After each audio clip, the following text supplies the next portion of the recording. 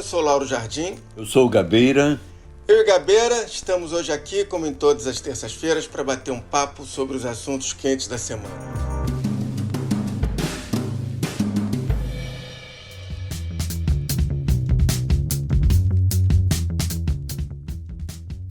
Hoje nós vamos conversar sobre dois assuntos. Primeiro, eu e Gabeira vamos bater um papo sobre o afastamento do governador do Rio, Wilson Witzel, mais um na sequência inacreditável de governadores do Rio enrolados em casos de corrupção. Na sexta-feira passada, por decisão do ministro Benedito Gonçalves, do STJ, o Wilson Witzel foi apiado do cargo por 6 meses. Ele é acusado de encabeçar um esquema de assalto aos cofres públicos e o afastamento ocorreu, segundo o ministro Benedito Gonçalves, para impedir que o governador usasse a máquina do Estado para seguir praticando os crimes ou ocultando provas. Pela segunda vez em 3 meses, o governador do Rio, Wilson Witzel, do PSC, acordou com agentes federais na porta de casa. Os policiais foram até o Palácio Laranjeiras para notificar o governador do afastamento de 180 dias e para cumprir um mandado de busca contra a primeira-dama, Helena Witzel. Nessa parte do programa, eu e o Gabeira vamos tentar responder também se essa decadência do Rio é irreversível e o que a gente pode esperar desse governador em exercício, Cláudio Castro. E depois a gente vai falar também do tema que hoje divide com a cloroquina e as armas de fogo o rol dos assuntos que o Bolsonaro mais gosta, que é o auxílio emergencial. Que vai estender o auxílio, ia terminar esse mês, ele vai estender até dezembro, com valor reduzido. De R$600 passaria para 300, como a gente vai ver aqui no podcast. Gabeira, vamos começar com essa confusão que tem o Palácio Guanabara como palco. Ele tem sido ocupado por governadores que acabaram presos ou afastados nos últimos anos, que é uma galeria que vai do Casal Garotinho ao Pezão, passando pelo Sérgio Cabral, e agora o ex-juiz, ex-bolsonarista e talvez ex-governador Wilson Witzel. Os ex-governadores Moreira Franco, Antony Garotinho, Rosinha Mateus e Luiz Fernando Pezão respondem em liberdade e negam participação nos crimes. Sérgio Cabral é o único que está preso e também o único que admitiu ter recebido propina. Amanhã, a Corte Especial do STJ, que é composta de 15 ministros, ela vai dizer se confirma a decisão do ministro Benedito Gonçalves, que foi tomada monocraticamente, ou não. Eu apurei ontem e hoje de manhã com alguns ministros do STJ e o que eu posso dizer é que a tendência é que seja mantido o afastamento do governador Wilson Witzel. Diante dessa tendência do afastamento do Wilson Witzel, nós temos 2 caminhos. Primeiro, fazer um breve comentário sobre a passagem dele, que também foi curtíssima, né? Segundo, olhar para frente, uma vez que as filigranas jurídicas que vêm por aí já não interessam muito. Ele será afastado, possivelmente, dentro dessa previsão que você tem, e que me parece uma previsão correta, uma vez que os ministros já foram informados quando o Benedito Gonçalves determinou, digamos assim, o afastamento do Witzel, ele já havia consultado a vários outros ministros e tal. Então não é um tema completamente novo para esse colegiado que vai decidir amanhã. Então esse é um ponto. O segundo ponto é que a Assembleia Legislativa já está pronta, tendo o sinal verde do Alexandre Moraes, e teve aquela bobagem do Toffoli, que não era democrático, não sei o quê, mas evidentemente que era um consenso.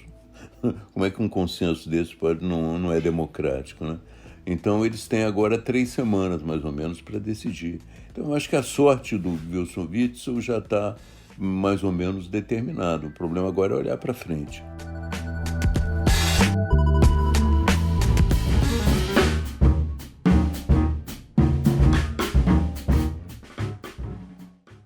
E olhar para frente significa o seguinte: primeiro, Cláudio Castro, ele é o vice-governador, é filiado ao PSC do pastor Everaldo, que também foi preso, Ninguém conhece ele no Rio de Janeiro até 2 semanas atrás. Agora a foto tem aparecido nos jornais, nas televisões.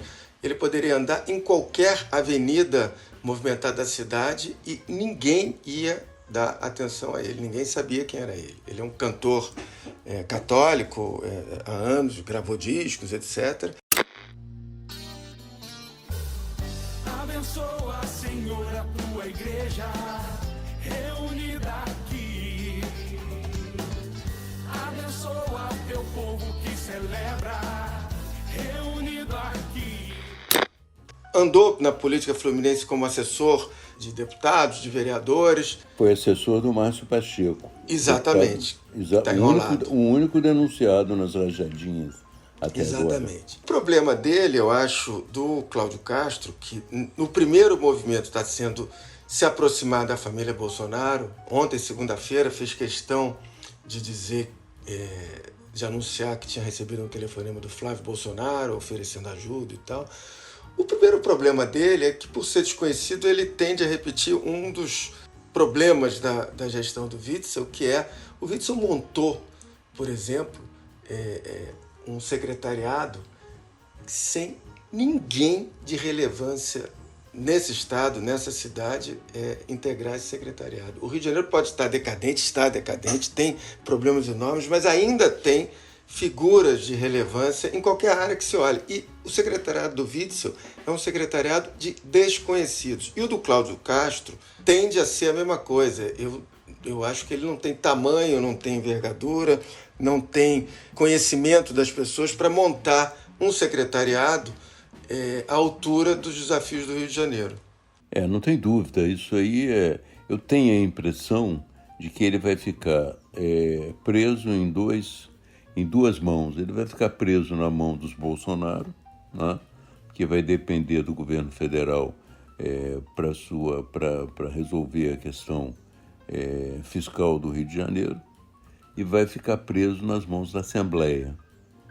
São duas prisões que vão exigir dele muito, né? A primeira, dos Bolsonaro, vai exigir que ele tenha um processo decisório muito delicado, não é, na escolha do Procurador-Geral de Justiça do Rio, que vai ser feito em dezembro. Porque esse Procurador-Geral de Justiça do Rio, na verdade, é o que está, de uma certa maneira, tratando do caso do Flávio Bolsonaro. Exato. E a outra questão, que nas mãos da Assembleia, você vê que nas mãos da Assembleia ele vai ficar nas mãos não só do André Siciliano, mas nas mãos de deputados que já se mostraram problemáticos, né? Essa investigação que existe sobre os 106 milhões que a Assembleia destinou ao Fundo de Saúde para que fosse reinvestido nas cidades, já apresenta alguns deputados investigados e com problemas. Então, se você tem essas duas variáveis, né, do lado do Bolsonaro, é uma tentativa de bloquear a ação do Ministério Público. Do lado da Assembleia, uma tentativa de dividir um pouco mais, digamos assim, o espólio do Rio. Então, não é um caminho muito promissor, inclusive porque ele está sendo investigado, né? Cláudio Bonfim de Castro e Silva estava em Brasília quando saiu a notícia de que seria governador do Rio de Janeiro. Policiais da mesma operação que afastou Wilson Witzel também foram à casa dele, na Barra da Tijuca, para fazer buscas e apreensão. Primeiro, ele entra sem a força do voto, que legitima, enfim, qualquer político, assim que vence a eleição, pelo menos tem uma força para implantar suas ideias e tal. Ele entra como um vice investigado, na mesma investigação que afastou o governador. Quer dizer, é alguém que está com uma arma apontada na cabeça o tempo todo. Quer dizer, em princípio, não sabe se vai avançar ou não essa investigação, se esse governador pode ser afastado ou não, e, portanto, que articulações ele vai precisar fazer para se manter no governo. Nesse ponto das investigações sobre ele, e também está nas mãos dos Bolsonaro, porque hoje o Ministério Público Federal também, de uma certa maneira, sofre muita influência dos Bolsonaro, né? Exato. Eu consultei os deputados essa semana sobre a possibilidade de uma dupla cassação da cassação do Witzel e, ao longo do caminho, a cassação do Cláudio Castro. E eles acham que não há tempo até dezembro para isso. Então, a hipótese de uma nova eleição é uma hipótese muito remota. A não ser que aconteça alguma coisa extraordinária, não há possibilidade de você contar com isso, entende?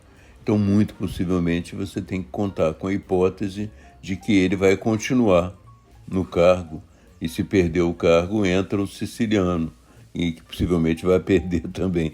A Procuradoria-Geral da República afirma que Cláudio Castro, em conjunto com André Siciliano, presidente da Assembleia Legislativa, e Wilson Witzel, organizou esquema criminoso para desvio de sobras do orçamento da Alerj, em proveito dos deputados. Segundo delação do ex-secretário de Saúde, Edmar Santos, o esquema movimentou 100 milhões de reais.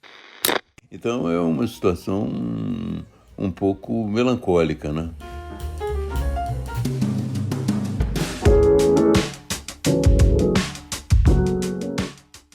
Que o Rio de Janeiro é um estado decadente, acho que não resta dúvida, os números mostram, e muito ainda puxado pela capital, de participação no PIB, que ainda incrivelmente é o segundo maior do Brasil, apesar de tudo, até indicadores de educação, saúde e tal, o Rio cai sob todos os pontos de vista. Então, acho que a pergunta é jogar para frente se dá para mudar o quadro. Acho que é muito difícil, tem muita coisa conspirando contra. Primeiro, falta de dinamismo na economia, só o setor de óleo e gás cresce, e esse é um setor até que é complicado em termos de sustentabilidade.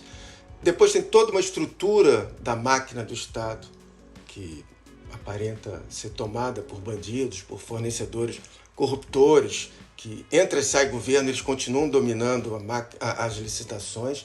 E tem um certo cansaço da população que já é cética em relação a qualquer político. Tem aqui uma sensação no Estado que o jogo está irremediavelmente perdido para o crime organizado, para as milícias, para o tráfico, para o Estado paralelo. O levantamento encaminhado ao Ministério da Justiça e ao Supremo Tribunal Federal mostra que o crime organizado controla 1.413 favelas no Rio de Janeiro. O tráfico domina 81% desses territórios e a milícia, 19%. Só que eu quero deixar aqui uma palavra de alento. Apesar dessa decadência generalizada, ainda tem no Rio algumas condições efetivas, concretas, para você tentar ressurgir. E eu vou dizer aqui algumas que eu pensei rapidamente. O Rio tem, primeiro, uma fortíssima base acadêmica, centro de pesquisas, universidades muito bem conceituadas, públicas e privadas. Tem grandes empresas com sede aqui, não só as empresas de petróleo. Ainda na economia tem uma série de empresas na área de logística com sede no Rio. Tem uma área da economia criativa com muita força fincada aqui, sobretudo na capital. Produção audiovisual bem organizada, mão de obra para essa produção audiovisual e para a área cultural toda. Quer dizer, eu não consigo, nesse momento, falar a palavra pujante para definir tudo isso, porque não daria para fazer. Mas é um potencial que é óbvio. Ainda tem o turismo também como potencial. Aqui em Copacabana, 2.900.000 pessoas acompanharam a queima de fogos. Número recorde, hein? E o número de turistas aqui no Rio aumentou 22% em relação ao último Réveillon. Ao todo, 1.700.000 turistas vieram para cá. Ou seja, eu acho que tem condições de virada, embora, na minha modesta opinião, sem a menor chance disso acontecer com essa turma que está governando a gente.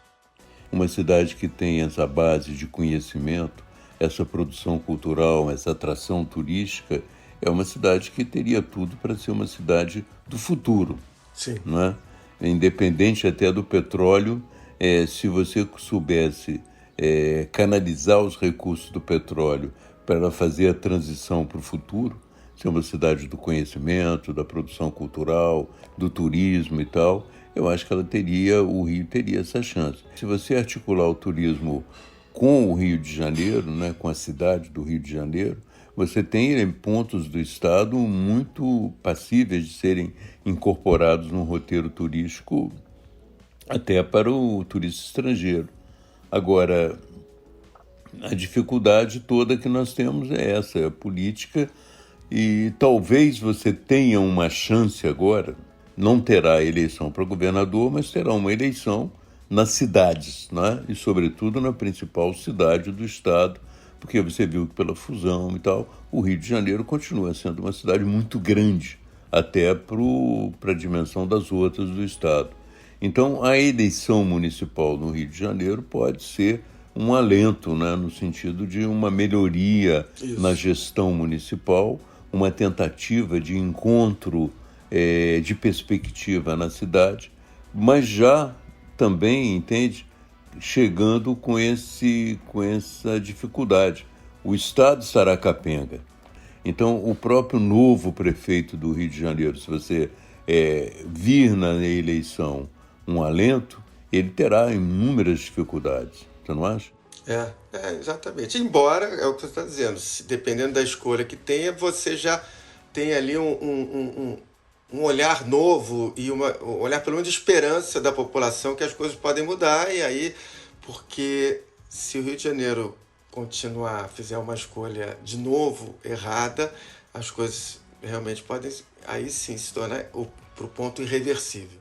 E tem também a escolha nas outras cidades do Rio de Janeiro, nas grandes cidades, Campos, Petrópolis, e pode ser que isso também influencie, né? Mas aqui no Rio também você tem o que o Jungmann chama o coração das trevas, né? Você tem a política dominada em muitos aspectos por visões de bandidas, né? E, por outro lado, você tem também essa presença do tráfico e das milícias em grande escala na cidade.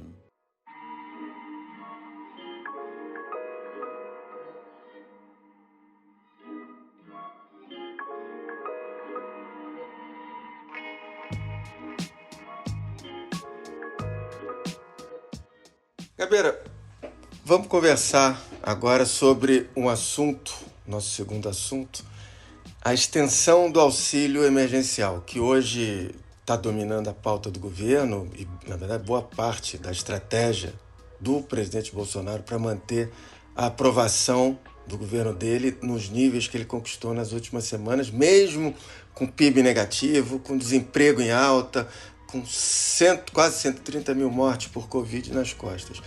O presidente Bolsonaro decidiu com base na intuição e não nas contas, na verdade, aí como quase todo político brasileiro, que ele quer que o auxílio emergencial fique em R$300, caia de R$600 para R$300 até dezembro. E agora resolvemos prorrogá-lo por medida provisória até o final do ano, até atendendo a economia, em cima da responsabilidade fiscal, fixá-lo em R$300. A equipe econômica, que inicialmente nem queria dar essa extensão, evidentemente foi obrigada a ceder. Quem manda é o presidente. O Paulo Guedes insistiu depois para que o auxílio, já que ia continuar, ficasse em 250. Bolsonaro bateu o pé, ele quer 300. Agora, tudo muito bom, tudo muito bem, mas é a velha história de combinar com os russos, que nesse caso tem o nome de Congresso. O Congresso pode querer dar um valor maior, pode, por exemplo, em tese, querer manter os R$600. Isso até já aconteceu lá atrás, quando se discutia a criação do auxílio emergencial, que inicialmente o governo sugeriu R$200. O Congresso bateu o pé que queria 500, e depois o governo jogou para R$600 para faturar politicamente. Enfim, a gente tem hoje ainda essa discussão de quanto vai ser, na verdade, quanto o Congresso vai querer topar para a extensão do auxílio. O Bolsonaro já deu uma certa diretiva, né, quando ele disse, olha, 200 é pouco, 600 é muito. Então ele abriu um caminho de negociação aí no meio. 300 seria o que é possível, segundo ele, e certamente o Congresso, na sua tentativa de também faturar em cima da questão, vai tentar ampliar um pouco mais. Tá? Não sabemos se vão bater o martelo em 300. Agora, o que é mais ou menos evidente é que as perspectivas orçamentárias do Brasil não são as melhores, né? Isso é importante, que haja essa ajuda emergencial. É importante até que adiante se faça a Renda Brasil, mas as perspectivas são de perspectivas de déficit durante 13 anos, não é? E é possível que o déficit chegue a 1 trilhão. Olha, contra o contágio econômico, as medidas anunciadas até agora pelo governo brasileiro já somam um impacto de mais de R$1 trilhão nas contas públicas. Isso contando gastos extras e também perda de receita. Realmente é algo que é um pouco assustador, né? Inclusive porque muitas pessoas fizeram até conjecturas sobre a possibilidade de você ter uma parada da máquina, de repente, por falta de recursos, entende? Então, essa gestão da dívida e a gestão dessas dificuldades, eu não sei se o Bolsonaro está consciente das dificuldades que isso representa. Eu acho que os que trabalham na economia sabem, entende? Mas eu não sei se ele está consciente, uma vez que ele tem também a perspectiva eleitoral, né? Olha, deixa eu dar uns numerozinhos que eu recolhi aqui, para que o ouvinte entenda um pouquinho o que significa o tamanho desse auxílio em números. Quer dizer, aliás, não são numerozinhos, são mega números. Se o auxílio passar para R$300 até dezembro, no fim das contas, ou seja, desde que começou a ter sido dado esse auxílio, o governo vai ter gasto 360 bilhões esse ano com esse benefício, que atinge 1/3 da população. Agora, o que é 360 bilhões? Ele equivale, Gabeira, ao equivalente ao orçamento desse ano dos Ministérios da Saúde, Educação e Defesa, que são os 3 maiores orçamentos da União. Quer dizer, você tem, só nesses 6 ou 7 meses de auxílio emergencial, o equivalente ao orçamento de dos 3 maiores orçamentos da União, dos 3 maiores ministérios que têm orçamento na União. É muito impressionante. É óbvio que essa conta não para, não fica de pé. Infelizmente, porque seria muito bom você poder dar determinada renda mínima nesse valor para as pessoas. E a outra coisa é o seguinte, é irônico que o Paulo Guedes, que durante a campanha e até no início do governo tinha uma espécie de fetiche com o número de 1 trilhão, ele dizia que com a venda de imóveis da União, chegou a dizer isso na campanha, ia arrecadar 1 trilhão de reais. Depois ele disse que com o programa de privatizações ia arrecadar outro trilhão.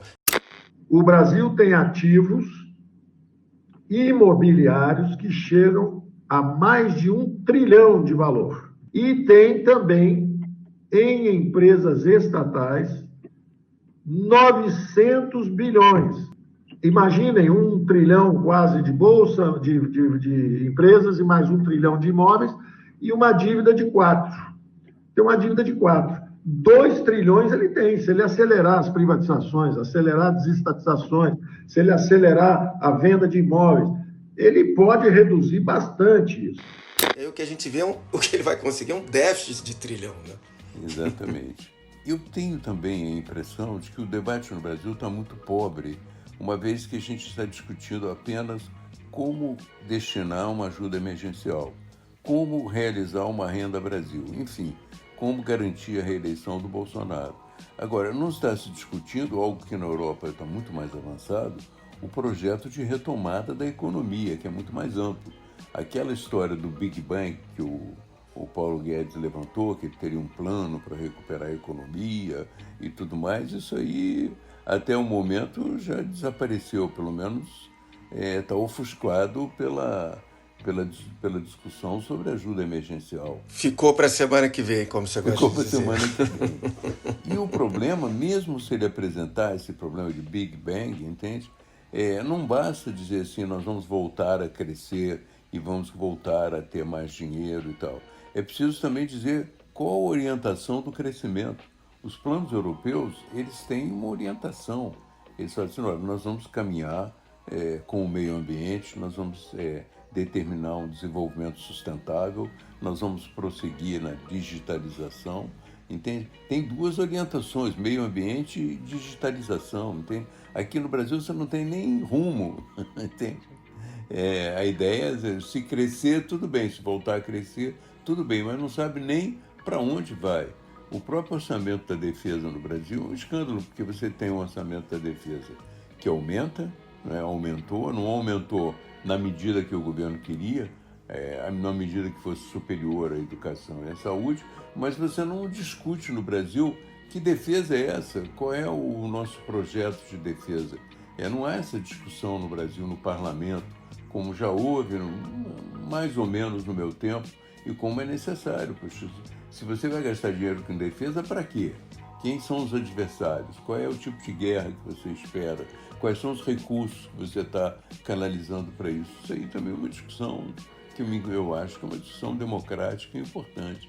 E nada disso existe. O problema é o seguinte: vamos resolver a ajuda emergencial e vamos resolver a renda Brasil e vamos resolver a popularidade do Bolsonaro, mas eles não sabem que outros fatores vão acabar incidindo na popularidade dele.